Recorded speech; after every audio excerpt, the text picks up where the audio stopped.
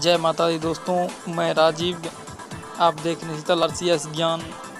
दोस्तों, वीडियो शुरू करने से पहले आपसे एक छोटी सी रिक्वेस्ट है कि आपने अभी तक इस चैनल को सब्सक्राइब नहीं किया है तो सब्सक्राइब कर लीजिए। अभी जो आपके स्क्रीन पे दिख रहा है रेड कलर में सब्सक्राइब का बटन, उसी तरह के इस वीडियो के नीचे में बना होगा, उसे दबा के सब्सक्राइब कर लीजिए। बगल में बेल टाइप बना होगा, उसे भी दबा के भर दीजिए ताकि अगला वीडियो जो आए वो सबसे। जय माता दी दोस्तों, मैं राजीव हूँ। दोस्तों, आज मैं फिर से आप लोगों के लिए एक बहुत ही बेहतरीन वीडियो लेके आया हूँ। दोस्तों, आज इस वीडियो में हम सब जानेंगे कि कॉलेज के छात्र UPSC का तैयारी किस तरह से कर सकते हैं। दोस्तों, तो उसके विषय में इस वीडियो में दोस्तों हम सब मिलकर जानेंगे। दोस्तों, UPSC सिविल सेवा परीक्षा को भारत की सबसे प्रतिष्ठित भर्ती परीक्षा के रूप में माना जाता है। दोस्तों, संघ लोक सेवा आयोग द्वारा आयोजित भारतीय प्रशासनिक सेवा परीक्षा की प्रारंभिक और मुख्य परीक्षा के अंतर्गत कौशल और सफलता होने की क्षमता दोनों की ही ज़रूरत होती है। दोस्तों, इसी वजह से यह सलाह दी जाती है कि UPSC सिविल सेवा परीक्षा की तैयारी शुरू के लिए सबसे अच्छा समय कॉलेज का समय होता है। दोस्तों, क्योंकि इस दौरान आपके पास अपने विषय से संबंधित सभी अवधारणाओं को मजबूती से समझने के लिए पर्याप्त समय मिलता है। लेकिन दोस्तों, अपने कॉलेज समय में भारतीय प्रशासनिक सेवा यानी UPSC की तैयारी करना आसान भी नहीं है। दोस्तों, ज़्यादातर कॉलेज के छात्र, खासकर इंजीनियरिंग के छात्र, अपने कॉलेज प्रोजेक्ट्स, असाइनमेंट्स, टेस्ट में काफ़ी व्यस्त रहते हैं। तो दोस्तों, UPSC सिविल सेवा परीक्षा के रूप में इस प्रतिस्पर्धी परीक्षा के लिए कम से कम 4 से 6 घंटा अध्ययन करने की ज़रूरत होती है और सप्ताहांत के दौरान एक विस्तृत संशोधन योजना की आवश्यकता भी होती है। दोस्तों, कॉलेज के दौरान UPSC यानी सिविल सेवा परीक्षा की तैयारी कैसे करें, इससे संबंधित हम यहाँ आपको जो है इस वीडियो में बताएंगे। तो दोस्तों, चलिए हम आज के इस वीडियो को शुरू करते हैं। दोस्तों, किसी भी प्रकार की परीक्षा के लिए पहला कदम लिखित परीक्षा के संदर्भ में चयन, पैटर्न परीक्षा और सिलेबस से संबंधित आवश्यक जानकारी जुटाने के साथ साथ जो है UPSC एग्ज़ाम का स्टूडेंट का जो है शुरू होता है। दोस्तों, UPSC परीक्षा को समझना भारतीय सिविल सेवा परीक्षा संघ लोक सेवा आयोग द्वारा आयोजित की जाती है। आमतौर पर इसे UPSC के रूप में जाना जाता है। दोस्तों, यह परीक्षा देश की सबसे मुश्किल भर्ती परीक्षाओं में से एक है।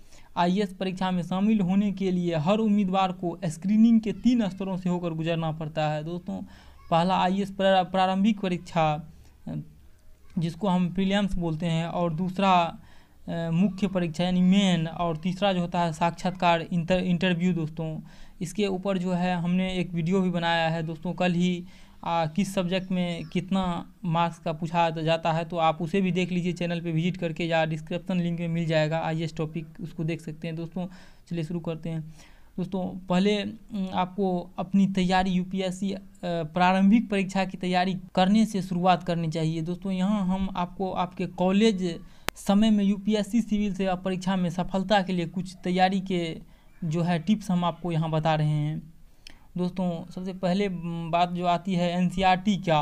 दोस्तों, NCERT की पुस्तकें अच्छे ज्ञान का भंडार का स्रोत होने के साथ साथ एक सरल विधि की परिचायक भी है। दोस्तों, इसलिए NCERT की पुस्तकों के साथ शुरुआत करना चाहिए।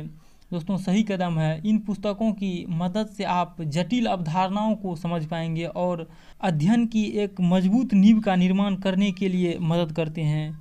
दोस्तों, हम आपको अनुशंसित करते हैं कि आप एक नोट्स बनाएं जिसमें हर पुस्तक को पढ़ने के बाद आप उसमें से महत्वपूर्ण जानकारियां उसमें नोट करते रहें। इससे आपको रिवीजन के दौरान अध्ययन में मदद मिल सकते हैं। दोस्तों, NCERT की कक्षा 6 से लेकर दोस्तों 12वीं की पुस्तक को पढ़ने के बाद आप अधिक विस्तृत अध्ययन सामग्री के लिए आगे बढ़ सकते हैं। दोस्तों, NCERT की बुक के बाद आप भारतीय राजनीति के लिए लक्ष्मीकांत, आज़ादी के पूर्व और आज़ादी के बाद के विस्तृत अध्ययन के लिए बिपिन चंद्र की स्नातक स्तर की पुस्तकें भी पढ़ सकते हैं। अब बात आती है दोस्तों दैनिक करंट अफेयर्स न्यूज़पेपर सबका। दोस्तों, आसपास की नवीनतम घटनाओं के बारे में पता करने के लिए कोई विकल्प मौजूद नहीं है। दोस्तों, मनोरमा और जिस्ट पत्रिकाएं मौजूद मामलों से संबंधित संक्षिप्त विश्लेषण उपलब्ध कराएंगी, लेकिन दैनिक समाचार पत्र पढ़ने से लेखन कौशल में सुधार करने निबंध में काफ़ी हद तक मदद मिलेगी दोस्तों। इसके लिए द हिंदू और इंडियन एक्सप्रेस, BBC, ये सब जो है दोस्तों IAS उम्मीदवार के लिए बहुत ही प्रसिद्ध समाचार पत्र है, और भी बहुत है दोस्तों। हालांकि यह बेहद महत्वपूर्ण बात है कि आप समाचार पत्रों को सही तरीके से पढ़ने की कला को जानते हो, यानी आपको IAS परीक्षा के लिए चुनिंदा प्रासंगिक विषयों पर ध्यान केंद्रित करना होगा और समाचार पत्र की अनावश्यक सामग्री को छोड़ देना चाहिए, जिससे कि आपका समय जो है बर्बाद ना हो सके। और दोस्तों अब बात आती है तैयारी करने की अपनी शैली विकसित करना। दोस्तों भारतीय प्रशासनिक सेवा जैसी प्रतिष्ठित परीक्षा की तैयारी करना किसी रोमांच से कम नहीं है दोस्तों। इसलिए आपको अपनी स्नातक स्तर की पढ़ाई की अवधि के दौरान अपनी जिम्मेदारियों को नज़रअंदाज नहीं करना चाहिए दोस्तों। UPSC अच्छे स्नातक ग्रेड की सराहना करता है दोस्तों। आपके स्नातक स्तर की पढ़ाई के दौरान आपके द्वारा चुने गए विषयों की जानकारी साक्षात्कार के दौरान दौड़ में कम आ सकती है दोस्तों। स्नातक स्तर के विषय से संबंधित सिलेबस पर पूरा ध्यान केंद्रित करें, इससे आपके द्वारा चुने गए वैकल्पिक विषयों की तैयारी करने में आपकी दोस्तों मदद हो सकेगी। दोस्तों IAS की तैयारी के लिए इस सामग्री के साथ साथ आगे बढ़े, और कभी कभी आपके साथियों का दबाव आपको एक बार फिर पूरे पाठ्यक्रम में कूदने के लिए कह सकते हैं दोस्तों। आपको इस बात को समझना होगा कि अनावश्यक सामग्री की दिशा में आगे बढ़ना आपके लिए हानिकारक साबित हो सकता है तो दोस्तों, और आपको कन्फ्यूजन की स्थिति में भी डाल सकता है दोस्तों। मल्टीटास्किंग से बचे। मल्टीटास्किंग से बचते हुए एक समय में एक विषय को ही चुने, इससे आप उस विषय पर पूरा ध्यान केंद्रित कर सकते हैं। एक साथ कई विषयों को चुनना आपकी एकाग्रता को नष्ट कर सकता है, जिससे परिणाम स्वरूप आपका रिजल्ट भी निचले स्तर का हो सकता है। तो हर विषय का अलग अलग टाइम टेबल बनाएं दोस्तों। अब बात आती है एक वैकल्पिक विषय का चयन। दोस्तों परीक्षा के पैटर्न के अनुसार आपको केवल मुख्य परीक्षा के लिए एक वैकल्पिक विषय का चयन करना होता है। मुख्य परीक्षा के विषय के चयन के लिए कॉलेज का समय एक सही समय होता है दोस्तों। अधिकांश छात्रों को पहले ये जांच लेना चाहिए कि उसके स्नातकोत्तर विषय मुख्य परीक्षा में एक वैकल्पिक विषय के रूप में पेश किए गए हैं कि नहीं। यदि हाँ तो फिर वे अपने स्नातक स्तर की पढ़ाई के अधीन या किसी अन्य अपनी रुचि के अनुसार विषय का चयन करें दोस्तों। जब आप जनरल स्टडीज़ के पेपर का अध्ययन करते हैं, आप अपनी रुचि और समझ के अनुसार अपनी पसंद के एक विषय का चयन करते हैं दोस्तों। आप एक विषय के चयन के बाद आप उस विषय के पिछले साल सवालों के माध्यम से आप अपनी तैयारी करने का मन बना सकते हैं दोस्तों। जब आप निबंध लेखन शुरू करेंगे तब आप एक विशेष वैकल्पिक विषय के लिए आवश्यक पैटर्न और लेखन शैली के बारे में जान पाएंगे।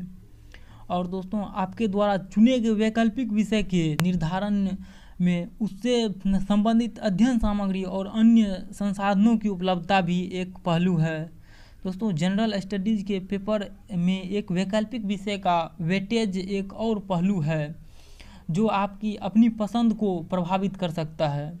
आप एक कॉलेज के छात्र के रूप में अब आप ये जान गए हैं कि UPSC परीक्षा के लिए तैयारी करने के लिए एक लंबी और बहुस्तरीय प्रक्रिया है, जिसके लिए कड़ी मेहनत और लगन की आवश्यकता है।